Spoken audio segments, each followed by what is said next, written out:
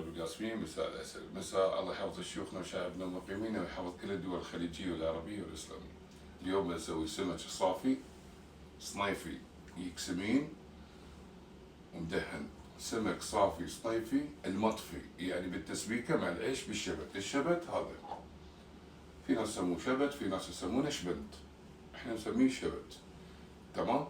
اوكي. السمكة تشريحة بسيطة علشان تستوي بسرعة. اوكي؟ يدخل فيها الزيت وتستوي بسرعة.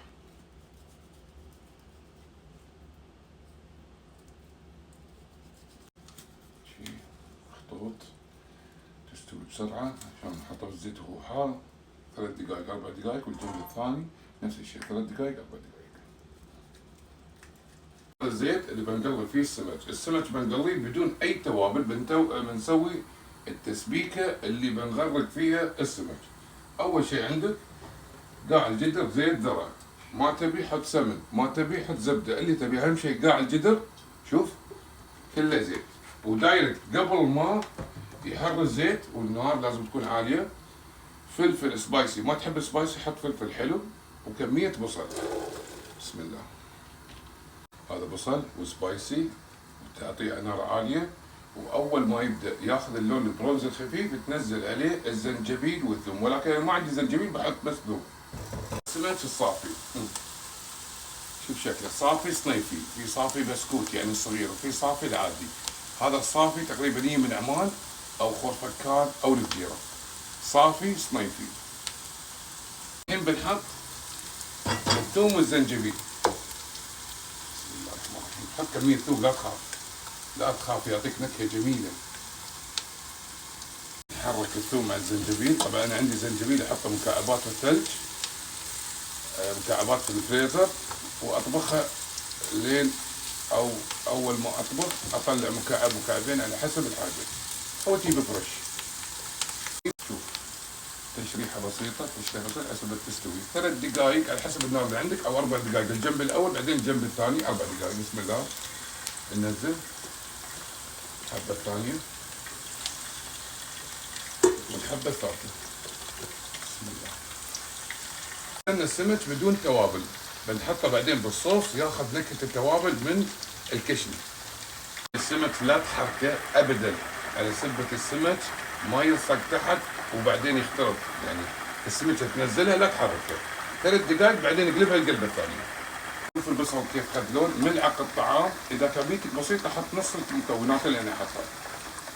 بهارات مشكله، انا استخدم مسحوق الكاري، بهار الباخرة أو السفينة، هذا وايد حلو وعسل ولذيذ وجديد ورخيص. تحريك لين ما تشم ريحة البهار، دقيقة على نار عالية مباشرة تحط بابريكا حلوة شوي، تقريبا نص ملعقة طعام، وتحرك. هني بنحط الملح، ونفس الوقت بنحط مكعبين ماجي. ما عندك ممكن تستخدم مسحوق الكنور بديل الماجي بنكهة الخضار، ملعقة طعام، ونحرك. نحرك لمدة دقيقة. الحين بنقلب الوجه الآخر. بسم الله الرحمن الرحيم. بسم الله. اقلب بالملعقة اللي تبيها.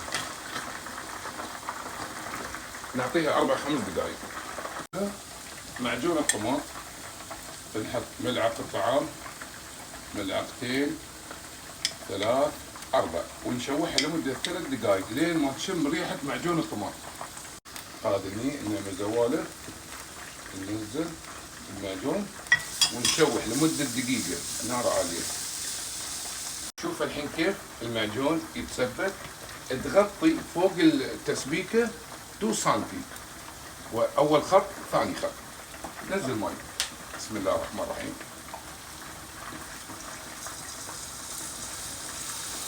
شوف إذا أنت تحب التسبيكة وايد حط 3 خطوط. أنا بحط خط الأول بصغير، خط بالثاني. أول ما يبدأ يغلي نار متوسطة لمدة 10 دقائق ربع ساعة. تحريكة كذي، سكر على القدر، تحسب له بعد الغليان 10 دقائق ربع ساعة. سكر على الحلة. شوف الحين هاي سمك، بنطلع السمك كله بصحن ثاني. شوف هذا السمك هنا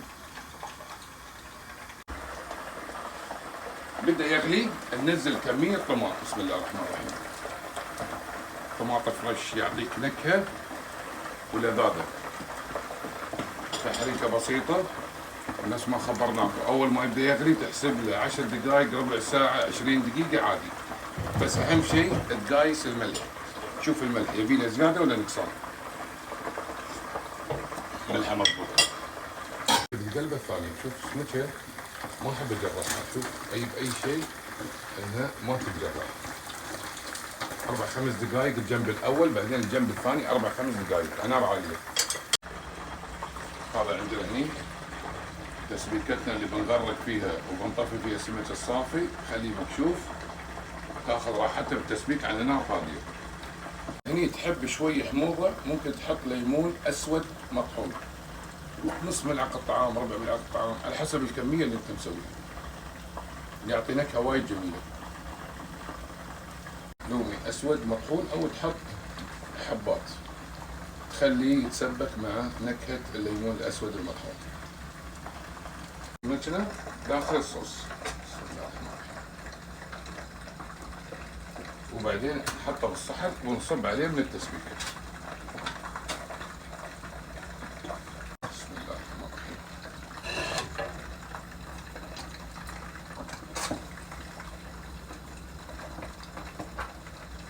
نسوي ثاني. بسم الله الرحمن الرحيم. بعدين بنرش عليه فوق صوص.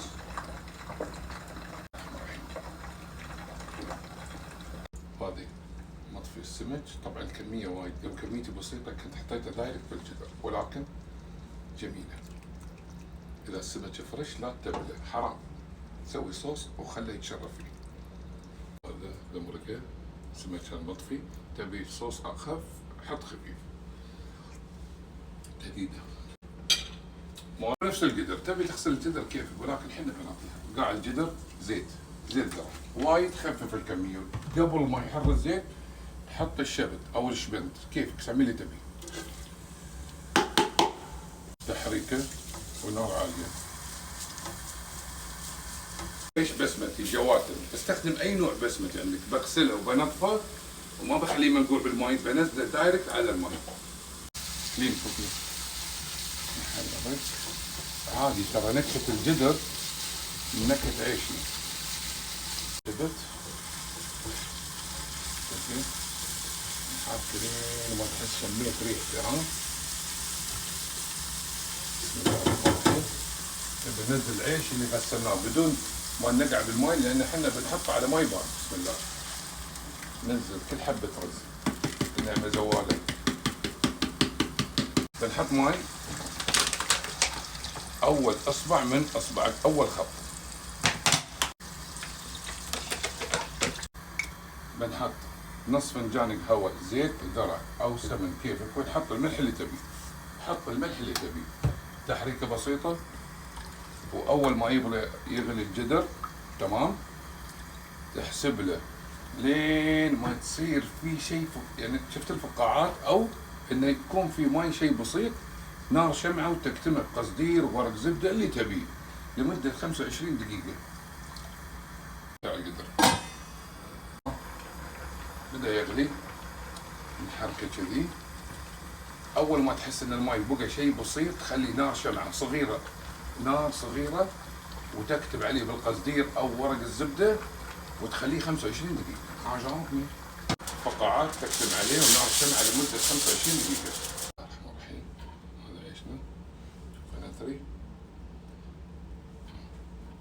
حبة بحبتها. الله يسعدنا ويسعدكم. إن شاء الله دائما نسوي طرق جميلة وخفيفة.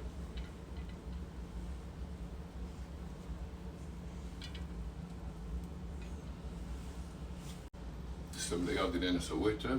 وهذا عيشنا وحبة بحبته. جزاكم الله خير، وشكرا على اللايكات والإضافات.